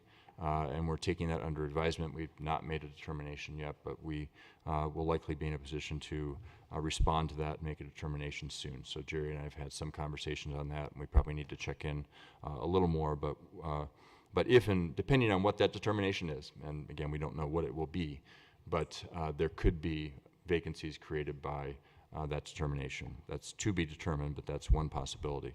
The second scenario is that we have become aware from an attorney representing one of the 16 billboards that a lease is expiring. So under the existing policy where a vacancy is created upon the expiration of a lease, under that existing policy, we could also have a vacancy at that time and need to react to that.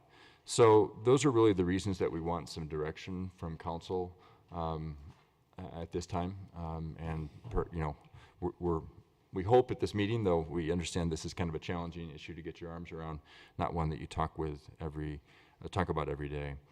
And a third reason why we want to talk to council at this time is we have a billboard company that's actively seeking to make application for a new permit, and we want to be able to tell them whether and how we handle that, if we can handle that. So there's some really compelling, pressing reasons why we're talking to you about this right now. So just to back up a little bit, in the recommendation section of the memo, we outline kind of a new process for dealing with potential future billboard vacancies. The process, as I noted, really mirrors the marijuana vacancy process.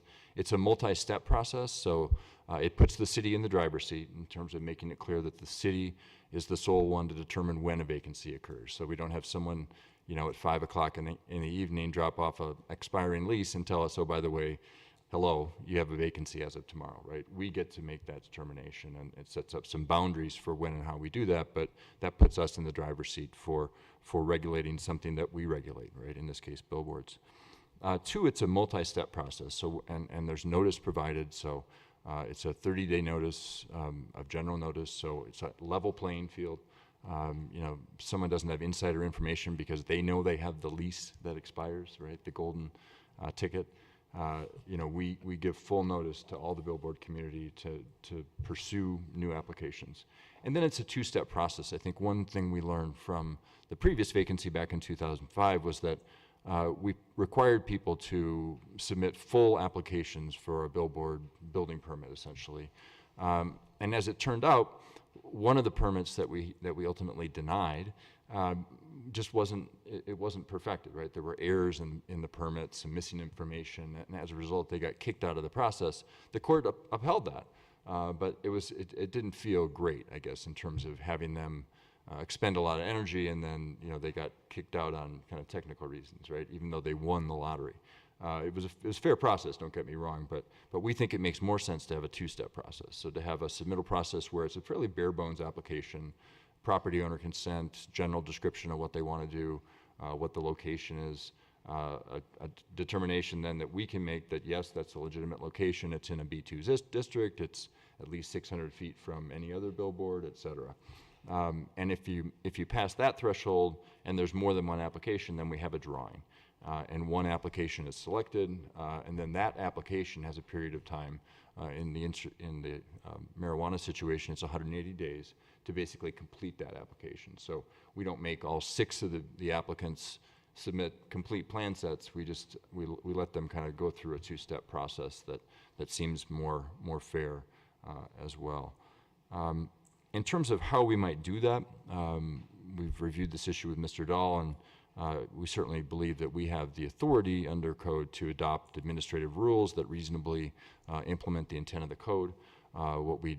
Option A in our recommendations would suggest that we just, as Community Development Director, I adopt what I've generally described to you here tonight and in the memo, a policy that establishes that's how we deal with billboard vacancies. Alternatively, council could consider a code amendment that would codify the process we've described, or some other process that you think is reasonable and fair moving forward. And of course, you always have the option to do nothing. If that's the case, we'll continue to work under the 2005 memo and make do with that. Okay, does council have any questions regarding, yes, Mr. Starker? Well, I've got a whole lot of them, because I want to start kind of by what is a billboard? What's the definition of a billboard? I mean, maybe I should know, but... Maybe I should know, yeah. No, maybe I should. Maybe I should. Well, it's essentially an off-premise sign, right? Used for, advertising of a business or product that isn't marketed directly on that site. And the definition that we have apparently in the code, which has become an issue of late, is that it is oriented towards users of the highway system. So that's the general definition. Any highway, or? I can read it. Interstate highway. Yeah. I've got it pulled up. A billboard, any sign in excess of 50 square feet in size oriented to the interstate highway utilized to advertise a product or service that is not produced or conducted on the same property as the sign. And that last phrase is important because, as you know, we don't permit off-premises signs. So you don't have a sign advertising Arby's at, located at, 32nd and Wadsworth, and the store is way over there, because you'd really have a proliferation of those, and every community says no to that sort of thing, and that's been true here for a very long time. And as Zach read the definition, this is an exception to that. It's a permitted off-premises sign that's oriented to the interstate. And there's, of course, a whole industry behind billboards and wanting to sort of reach a national audience, which goes by, and the city has allowed that, but it's allowed in just to the tune of 16. Got it. And so typically the landowner leases the rights or leases to a billboard company or an advertising company the right to erect a billboard? Yes. And then they in turn provide signage, or someone provides the graphic, and they lease that, they sell that right to the end user. Yeah, the billboard company Okay. then sells to advertisers. Yeah. And you're in your proposal here, you're considering that a billboard would need to be, it's abandoned then. I mean, abandonment of a billboard is how you would decrease the number by one, and therefore we have one more available to get to 16? Right. So there's 3 or 4 ways that abandonment can kind of passively or actively occur. And if it does occur, that's when the city then determines that a vacancy exists. So yes, it's a abandonment first, and then acknowledgement that a vacancy exists. And how would you really know? How would you know that it was abandoned? Well, there wouldn't be any graphics on it, or? No, there's a few different ways that are proposed. So on page 3 of the memo, Right. removed without, we allow for temporary removal, but you need to get a building permit to do that temporary removal. If you don't get a building permit, then, and remove it, then it's abandoned. That's, Can I just interrupt? yes, When you say removal, you mean like removal of the picture or whatever? of the structure, of the actual, the billboard structure, yeah.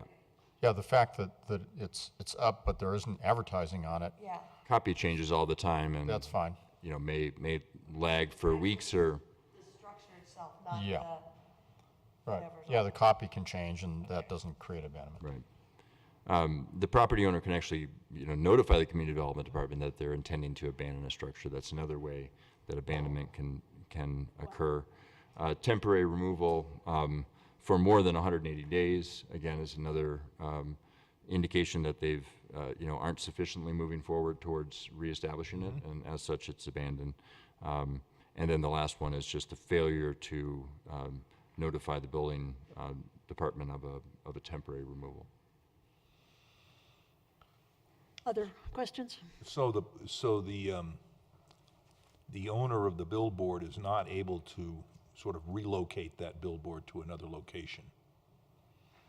It depends who the owner of the billboard is. I mean, I think there are, just to answer your, maybe a clarifying question, you know, in some cases, the actual underlying property owner does own the structure and then leases out the structure to a billboard company that then leases out the space to sign companies.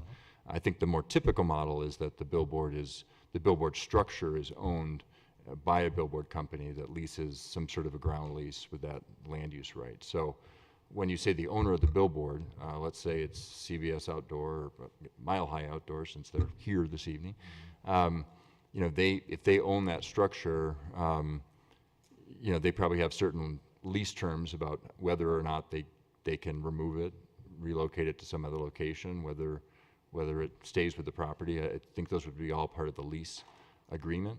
But the right to have a billboard on that property under the model that we're proposing would be a property right. So it would run with whoever owns the property, whether or not they own the billboard structure. Mr. Pond, followed by Mr. DiTullio.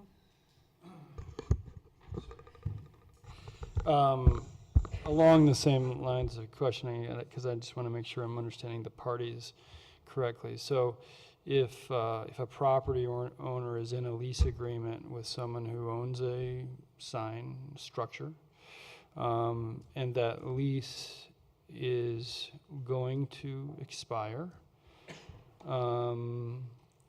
I'm just trying to understand what some of the mechanisms are, because in one reading of this, I'm thinking then the expiration of that lease means that that right gets put back out into the pool, and that property owner may not be able to retrieve that right again, or not, or do they get that, and it just has to go up to a different leasee.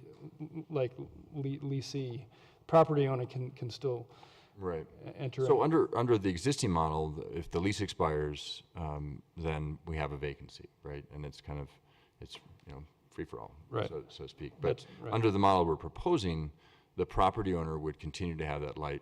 Lease expires, I have no idea. You know, we don't know when those leases expire, but presumably the property owner would have an ability to renegotiate with that billboard company or another billboard company to re-lease the building, just kind of like you know, a commercial property owner with a restaurant with a lease expiring would have an ability to part ways with that restaurant and negotiate with a new one.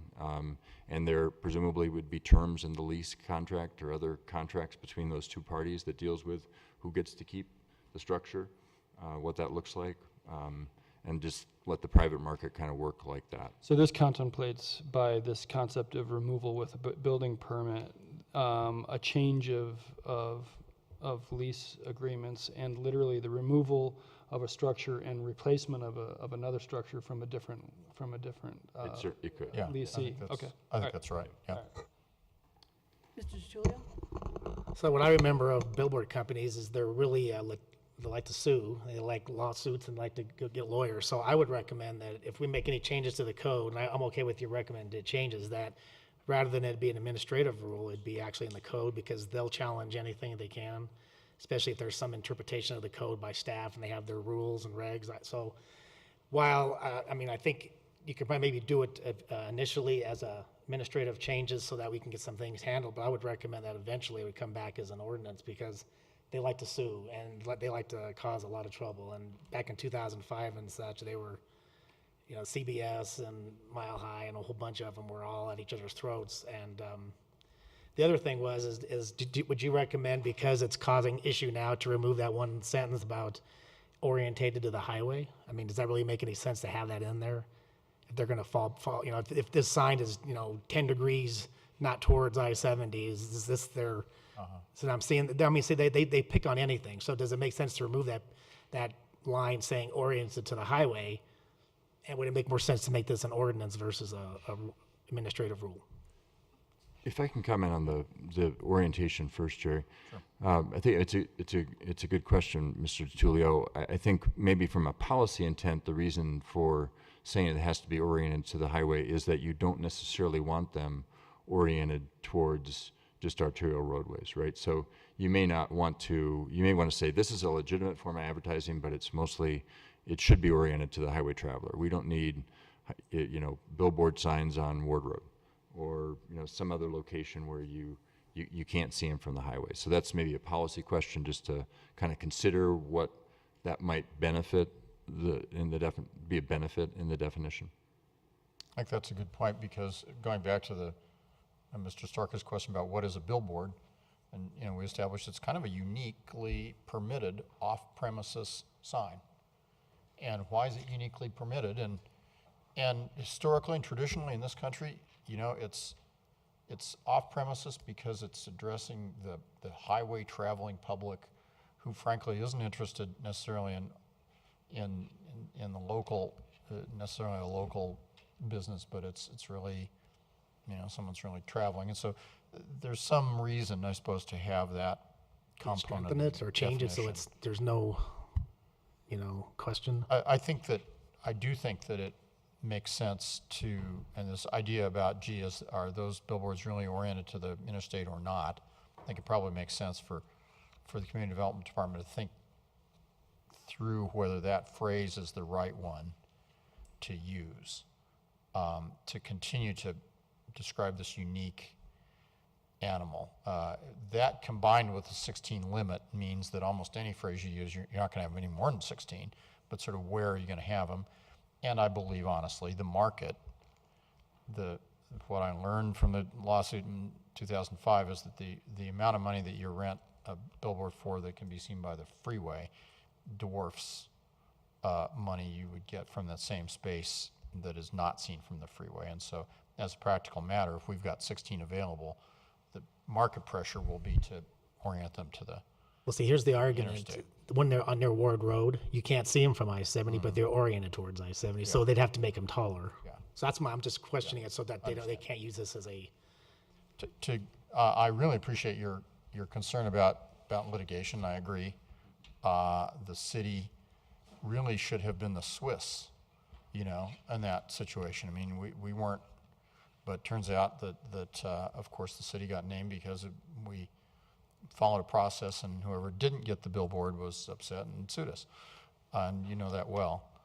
So in terms of reducing litigation, I'll tell you that I think that pressure to get the one last billboard that's going to turn over $500,000 in revenue every year is going to be there, whether it's a department administrative policy that's being enforced or it's a city council ordinance that the Community Development Department is enforcing. I'd like to say that an ordinance means you wouldn't draw those lawsuits. I think you'll draw the same ones if there are going to be them. It's up to you whether you want administratively or otherwise. To me, the focus is writing it in a way that we can be the Swiss a little more effectively than we were last time. I wrote that memo. It was a Band-Aid, and it was all we could really do then.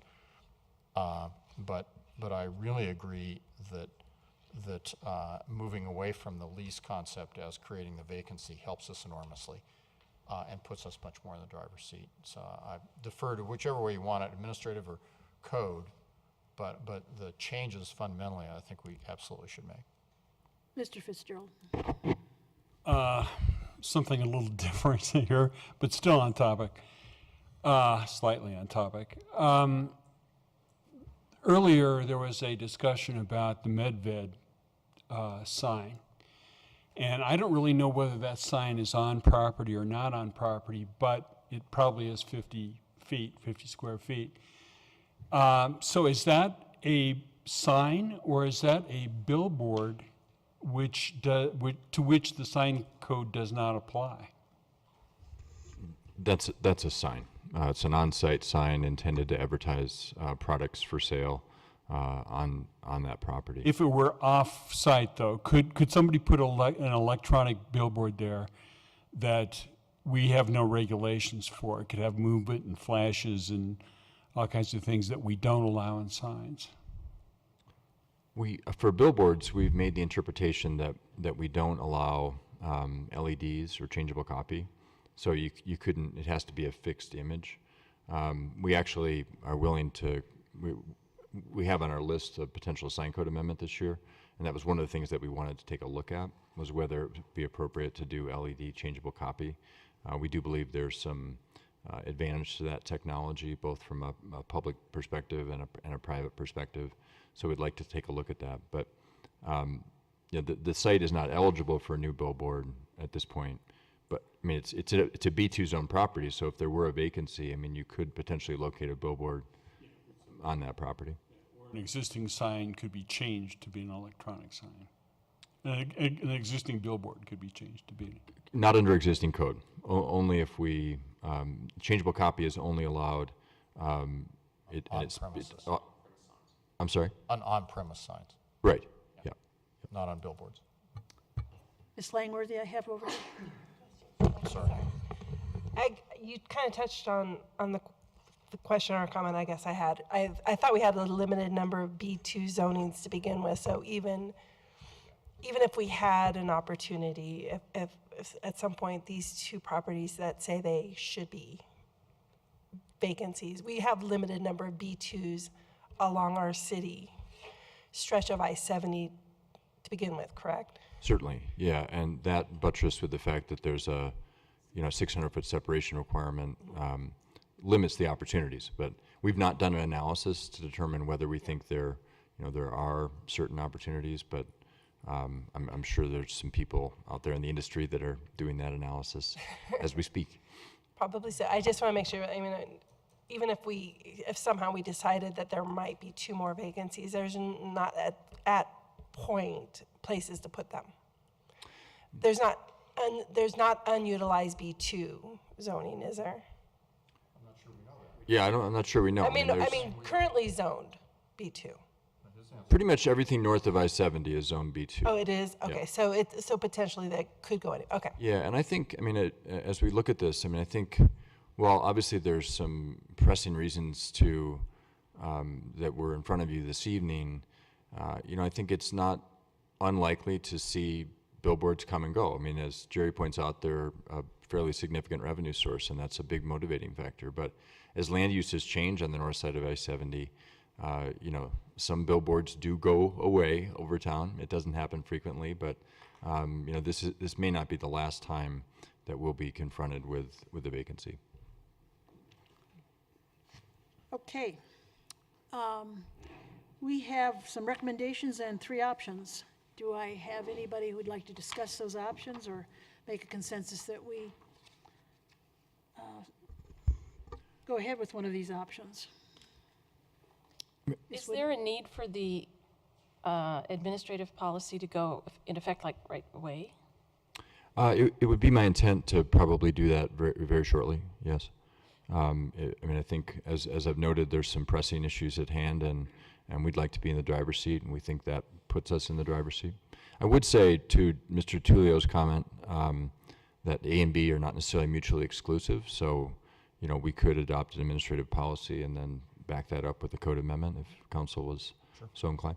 That's what I was wondering, if you could do A, to do the business you need to do right now, and then bring B forward for the future code amendment. So I'll ask for a consensus that we allow the administrative policy to take effect right now with an ordinance to follow up later.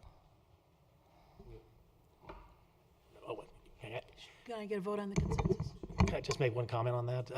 do we need to direct staff to look at the wording on that so that it's clear on the, so that there's not this question of site triangle or site for the highway, or do you want to just leave it the way it is? Well, I think that's clearly something that we're going to want to look at no matter what. Okay. And whether that, I'd want to sit down with Ken and determine whether we should look at that and then wrap it in the administrative policy and then forward that to you with the ordinance we're going to forward anyhow, or whether we think that as written it's okay for whatever reason. But I think I can assure you that we'll look at it and make a decision about whether it needs to be changed in any event. Okay, it looks like we do have a consensus on the floor. I don't know if maybe we take another vote, and it's that we can allow an administrative process combined with finally an ordinance, which is A and B combined. Okay, and we've got a show of hands, and then it looks like we've passed that. Thank you very much. Thanks. Thank you, Mr. Johnson.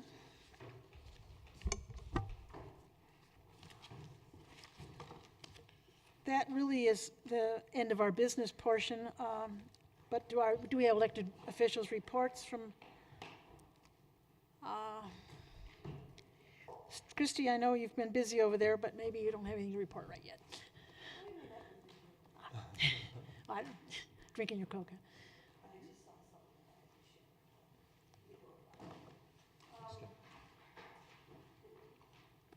No, I don't have anything to report. Ms. Langworthy from Housing? Don't we have an education meeting in? Our next meeting is going to be in July. School's out for right now, and I will have the bylaws and an ethics statement and a statement of responsibility for committee members for draft for the new committee going forward. Thank you.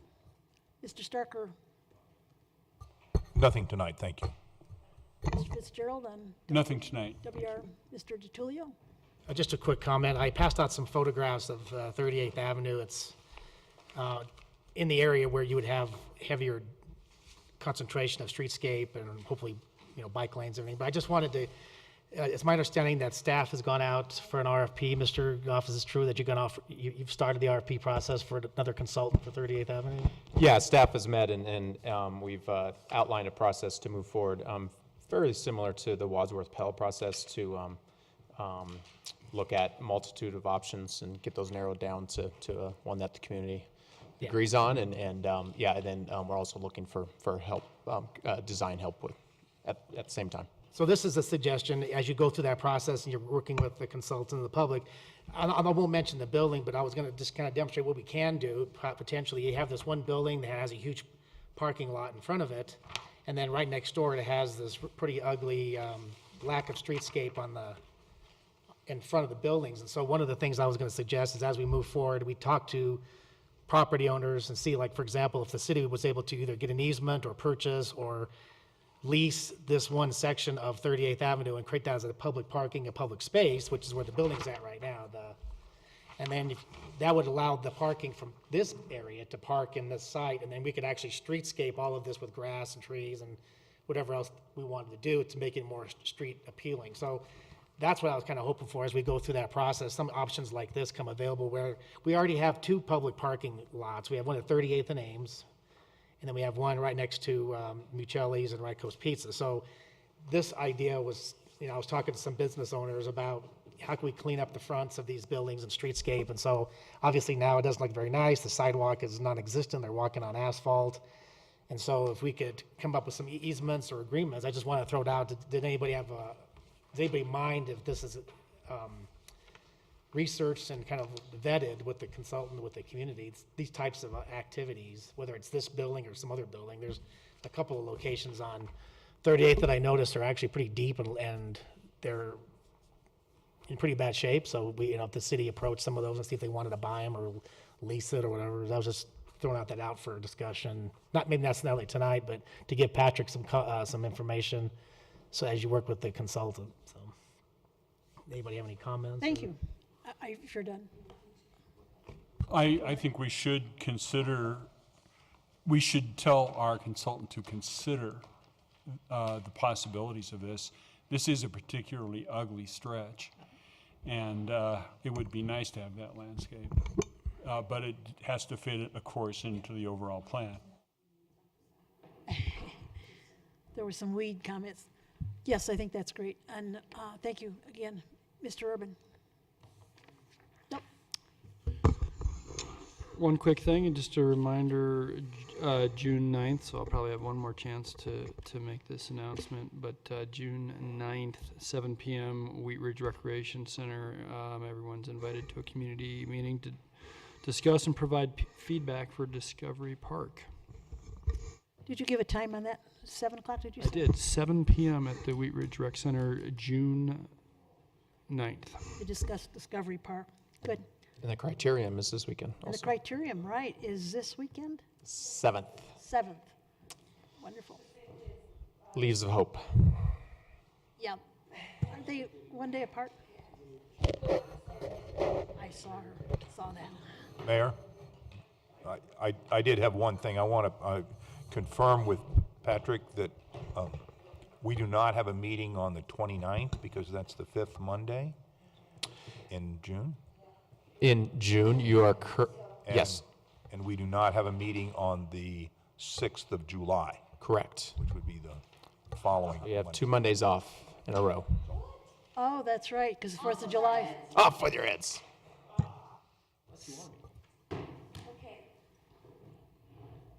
You got something to show? You got something to show? Later. I always forget the clerk, but, so I'm going to turn around and get her, and then you can be in the end. Janelle, do you have anything you'd like to report tonight? Nope.